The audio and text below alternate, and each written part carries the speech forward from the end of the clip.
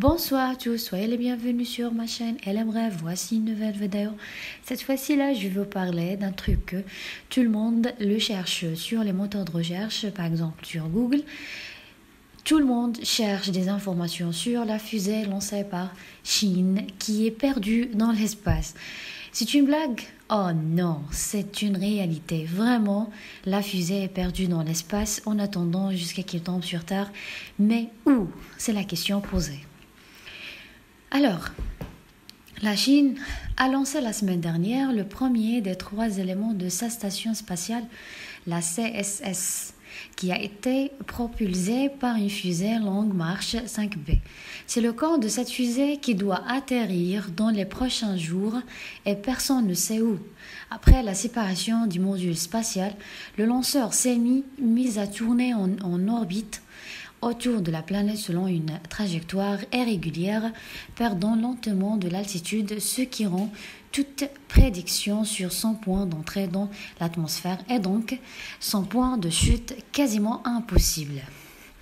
Il est possible qu'elle se désintègre à l'entrée dans l'atmosphère, ne laissant que des débris limités s'écraser, et si elle reste entière, la planète étant composée à 70% d'eau, il y a de fortes chances de la fusée s'abîme en mer, mais sans certitude donc. Elle pourrait ainsi s'écraser sur une zone habitée ou sur un navire.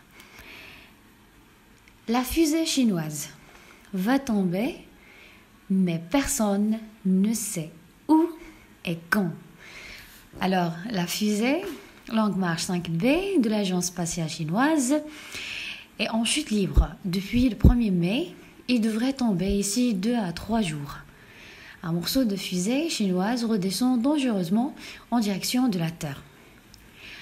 Il se dirige vers la Terre et pourrait s'écraser aux alentours du 10 mai, en redoutant certains experts scientifiques. Alors voyons-la sur l'image. Alors cette image montre les orbites déjà réalisées par les restes de la fusée et les trajectoires qu'il pourrait peut-être suivre dans les prochains jours. Ainsi, en bleu sont représentées les orbites déjà effectuées et en jaune les trajectoires probables d'orbite. Alors, si ces informations peuvent donner une idée de la destination de la fusée, de nombreuses variables sont à prendre en compte dans ce genre de calcul.